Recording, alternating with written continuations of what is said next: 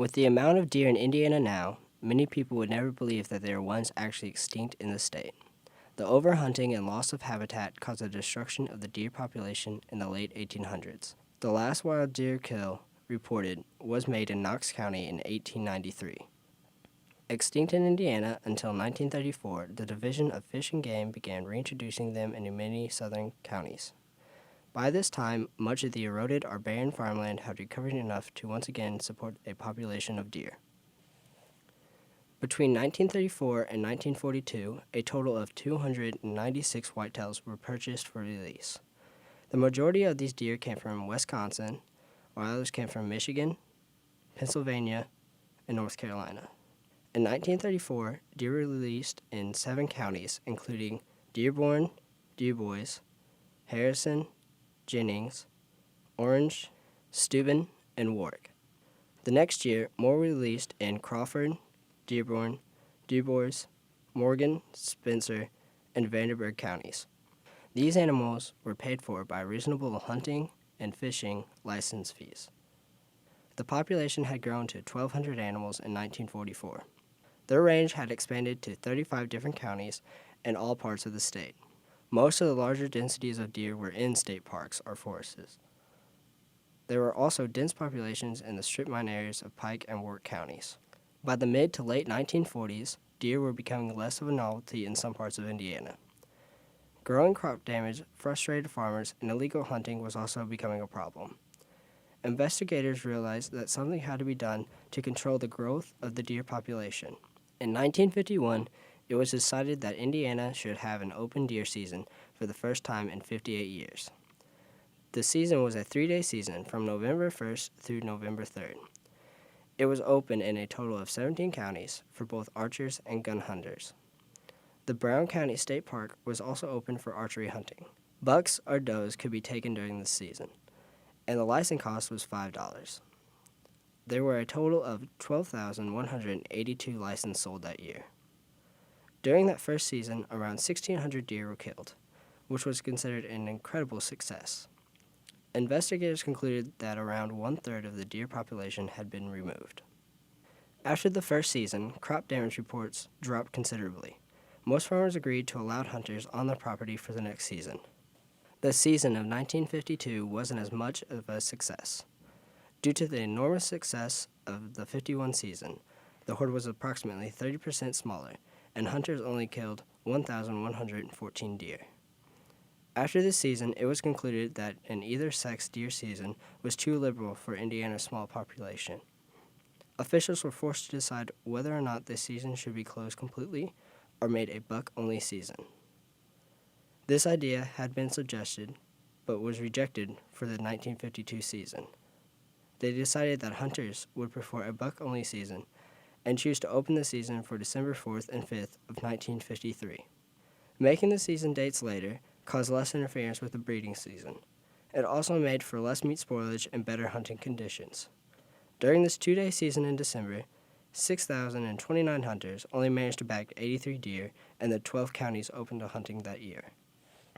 While the state's deer population was being controlled through the new hunting seasons, inside the Crane Naval Ammunition Depot, there was a growing problem. The 64,000-acre area had been closed to hunting for the first 3 seasons, which led to overpopulation and overgrazing. The first time I ever saw one was a very, distinct memory for me because I was 10 years old. I was with an uncle, my uncle Dick McDowell, my mother's brother. He worked at the Crane Naval Ammunition Depot, and now it's the Crane Surface Warfare Center. But it's about 90 miles from Evansville, and it's a large fenced facility of tens of thousands of acres. And they had deer there before anywhere else did because they got released, and then they had an enclosed area to grow up in, and they were protected. They didn't get poached, so there were a lot of deer there. And my uncle told me once when we went fishing we'd see deer, and I thought he was kidding because I'd never seen a deer. And we were coming out at dusk, and we saw not one deer, we saw 24, and it was quite an event for me. These problems caused by deer became intolerable. Officials turned to the Division of Fish and Game, who decided the trapping and relocating of these deer into other Indiana counties was the solution. They started with just 10 traps, but ended with 40, and one nicotine-injecting dart gun. Over the 5 years, a total of 500 deer had been relocated, and a population had been established in almost all potential sites in central and southern Indiana.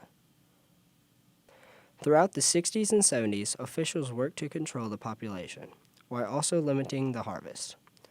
Both the number of deer and hunters rose steadily during this time.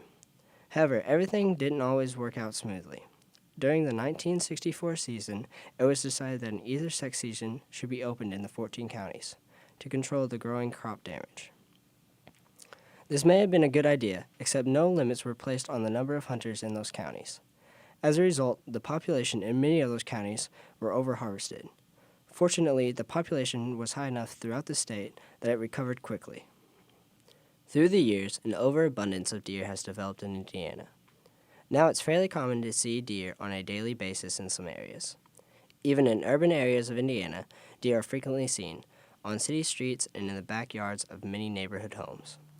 The number of deer car collisions has increased greatly, as has the amount of damage to crops and gardens.